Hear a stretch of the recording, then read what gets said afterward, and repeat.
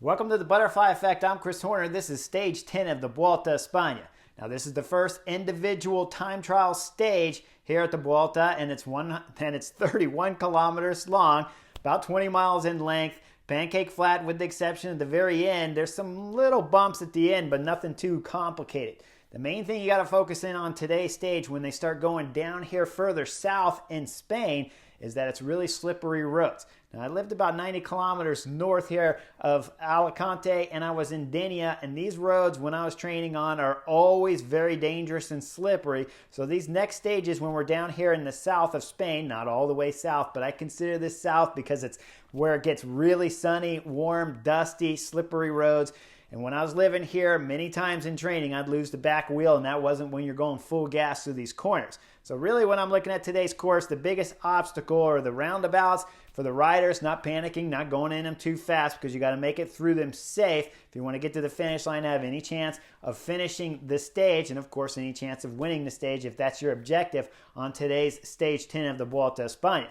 Now, back in the day when I was racing to individual time trials, wasn't my favorite thing to do. In fact, I pretty much didn't like them because of the routine that you have from the moment you wake up in the morning.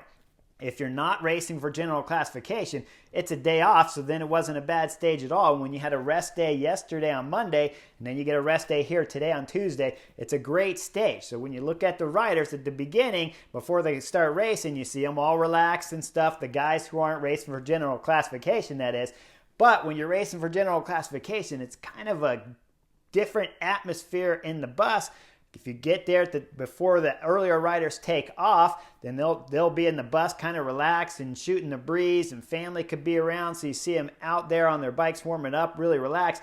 But you could be a little bit more stressed because it's an important moment. Certainly important moments for guys that are racing for the stage win, like Remy Cavagna or, of course, Rowan Dennis from Jumbo-Visma. And then the other guys in the top 10 who can't win the stage, but they got to do damage control on today's stage, Enric Mas from Movistar. That's the top three right there. So you can understand why today's stage is so important. Now, when I'm there myself, I've done it through many angles, done it from being off on the general classification so I can relax and get some rest out of a stage like today. And then I've done it from when I was winning the Vuelta a España and you had to take everything serious. That year, we had one other guy on the team that was taking the race serious, the time trial, individual time trial that is. And of course, that was Fabian Cancellara, who went on to put on a spectacular show that day in the individual time trial.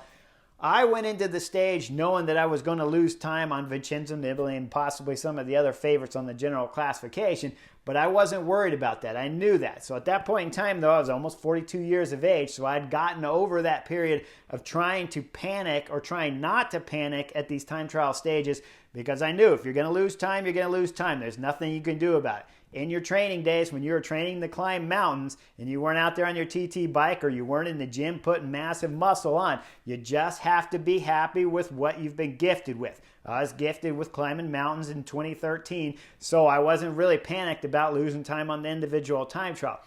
Didn't mean I want to just give it away, though, and drop it off all the way throughout this 31 kilometers. So my day was at the Vuelta a España, you had to go up a big climb, so I knew I wasn't going to lose time there. And then when we came down the backside, it was a long, long back descent all the way into town. And so I knew I was going to lose time there. So when you look at today's stage and you start seeing the other riders like Enric Mas, you know he's going to lose time, so there's no reason to panic about that. When the racing starts, it's going to be Remy Cavagna from Quick-Step that throws in the fastest time. He's 53 seconds up on Bike Exchange, Michael Hepner.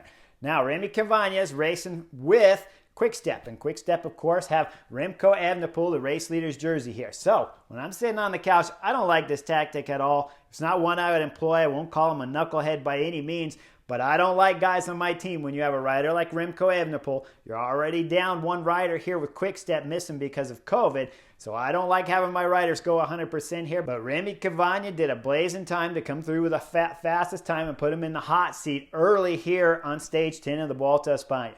Now, guys coming in behind, it's going to be Lawson Craddock, the U.S. national champion, TT champion that is. He'll come through for a second place on the stage. Not quite able to dislodge Remy Cavagna's time, though. Bike Exchange setting most of their guys going full gas on today's stage, so clearly they're not interested in the bigger mountain stages with these guys, and today's stage was a big objective because all their big guys are setting fast times throughout the early part of this stage 10 of the Vuelta a España. Now, next guy to go off, Tinman Arensman from DSM. As he leaves the ramp, there's a bit of a discussion amongst the GCN commentators about Sunday's tactic when he was in that group of 10 riders and then dropped out. Now, Robbie McEwen will agree with the DSM tactics, and Sean Kelly will both agree with the DSM tactics, and I called that tactics knuckleheads. I called our Ensman a knucklehead, and I called the directors a knucklehead. So we're on complete polar opposite sides here when I'm sitting on the couch and they're calling the race live from the GCN network. Now here's the thing. They're saying that there's no chance that break would have went the distance and had that much time, so it's easy to talk about and say, well, the break went that far, but it would have never been there if he was there. Well, guys, in all of my time of racing, 25 years, Robbie McEwen and Sean Kelly, maybe you've seen something different during your races, but in 25 years of racing, when a threat of the general classification at a Grand Tour made it into a group of 10, I have never once in all my 25 years, and I'll even throw in everything outside Grand Tours too, I have never once seen the race leader's jersey pull over for a nature break with his whole team if they were worried about a group of 10 that was a general classification threat. So when I said 2 days ago about stage 10, DSM and our Ensman were knuckleheads, I still agree with it 100%. Now, would the time gap have possibly been a little bit different to that group of 10 when they start that climb on stage 9, the last 3.9 kilometers that is? Of course, the time gap would have been maybe a little bit closer. Let's scrub another minute off. But our Ensman would have started that final climb, 3 kilometers, up in the front group with probably about a minute and a half to a 2 minute gap on the quick step train behind. So when they're agreeing with their tactics, that's why I'm here at the Butterfly Effect to give you guys a different perspective, and I love when guys disagree with me because then I get to argue about it. So with that in mind, keep that in mind as our Ensman's going full gas right here trying to do something big on the general classification. Now, our Ensman will cross the line about 2 minutes back on Remy Cavagna's time, but then the DSM rider's going to have a hard effort as he stops his bike. Next thing you know, he's laying on the ground. He's got some medical support there around him too. So our Ensman's interested about the general classification here at the Tour of Spain. Now, let's get back into the action because now we start seeing a lot of the top 10 riders starting to get ready. Jai Hindley is the rider we see warming up, and then we're going to see Remco Evenepoel and Primoz Roglic both warming up. Now this is kind of crazy because they both have full fans on them. They both have ice jackets on them.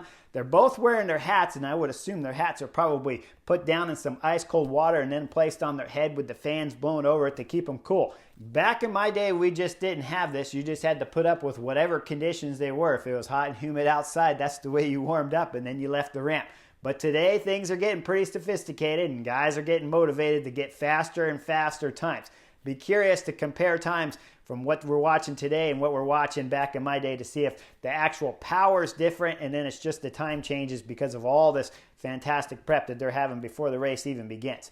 Now, when we start seeing Jai Hindley, Bora Hansgrohe gets ready to leave the ramp. He's 9th on the general classification. Once he comes into the finish line, he's going to start having a little bit of problems because he's getting caught from behind from Miguel Angel Lopez Astana. Now, this is a quality ride here from Astana. I didn't expect him to go this deep in today's stage, and this shows that we might have to keep an eye out for Lopez, who is 8th on the general classification, still sitting top 10 at the end of today's stage, and 9th, I believe, when the stage is over. But we got to imagine now, with a time trial like this from Miguel Angel Lopez, looks like he might be coming into some good form here, which means he might be a threat when we start seeing the mountain stages start 2 stages from now. Now, behind those two, the next rider to leave is going to be Almeida. Almeida, UAE Team Emirates, he'll leave the ramp, and once he comes into the finish line with about 200 meters to go, he's going to make a hard turn, and it had kind of a little bit of a chicane coming in the finish of today's stage, but he's going to start going left, and he's pulling off into the cars where all the follow cars are following, so Almeida's going to lose a little bit of time. He gets his bike turned around, gets it headed back on the course, and he's going to lose about 15 seconds or so on today's stage, and he's going to cross the line 1 minute, 13 seconds down in 10th place on today's stage. Going to lose some more time, though, once we start getting into some of the other bigger favorites that are getting ready to leave the ramp. Next off the ramp is going to be Simon Yates. Simon Yates from Bike Exchange. Now, all of his teammates have set blistering times throughout today's course. And Simon Yates, let me remind you guys, he won the individual time trial at the Giro d'Italia this year. He'll cross today's finish line, 4th place, 42 seconds back from Remy Cavagna.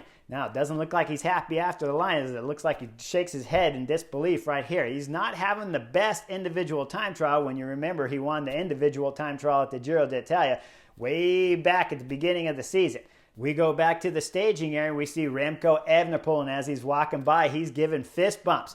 First fist bump's going to go to Enric Mas. The second fist bump's going to go to Carlos Rodriguez. At this point in time, we know the man in the red race leader's jersey here is ready to go for today's stage.